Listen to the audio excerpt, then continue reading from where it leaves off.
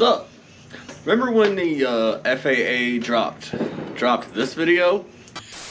In part 1 of this scenario, as the U.S. and Canadian Border Patrol personnel get set to play their softball game at Pinty Field, southeast of the farmers market, traffic monitoring and FBI surveillance drones conduct operations over the park.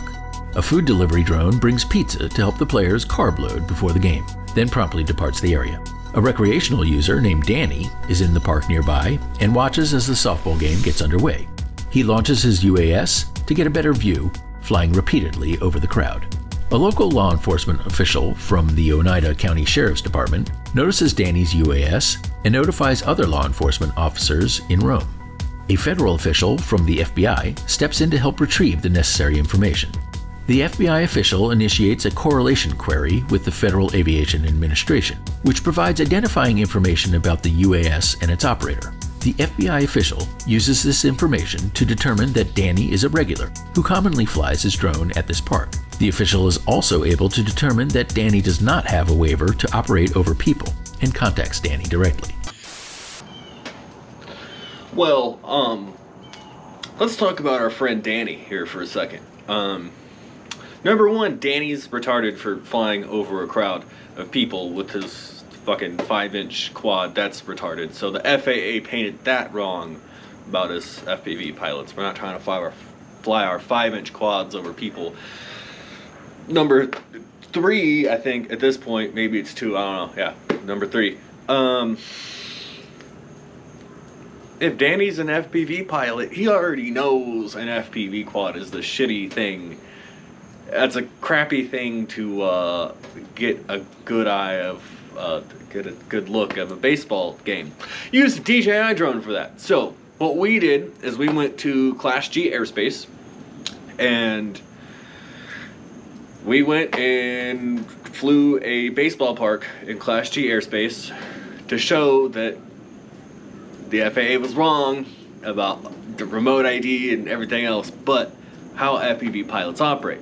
A, we're not going to be flying over crowds, and B, why use an FPV drone to get a good look at a baseball game when a DJI, little mini DJI sub 251 can do the same thing, but just that's what you use for that.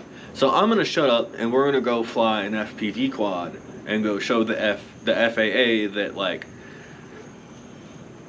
they got that wrong. None of us are flying drones to look at baseball games. And after that, we're gonna go look at DJI footage of not a baseball game, the same spot I went and took DJI footage.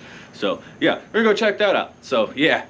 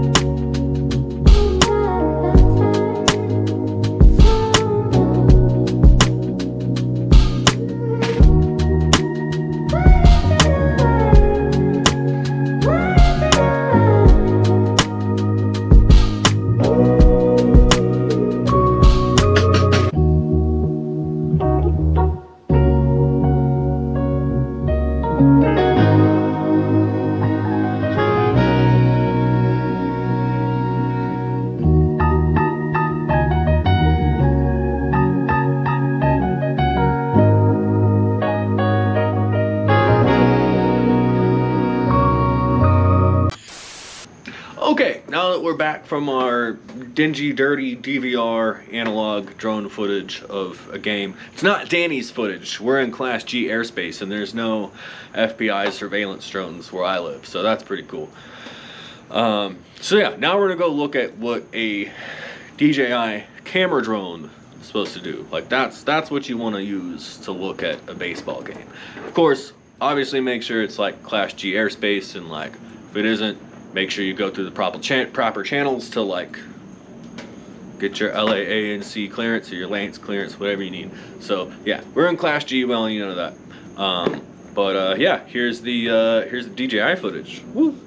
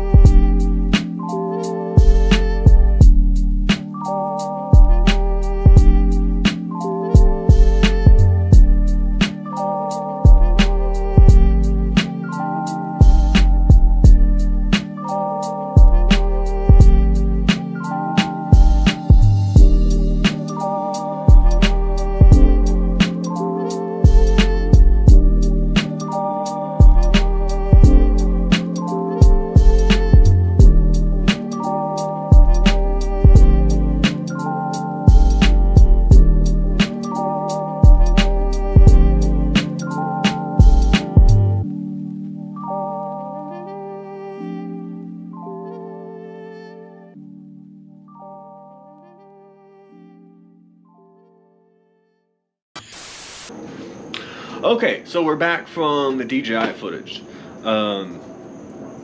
What did we learn from this? I don't know. It was supposed to be a point to this video, but I guess the point being is that 2 years later, remote ID doesn't seem like it worked. And I think if you actually want real safety, like if the FAA is watching this, which, like, dear God, don't Philly drone life me.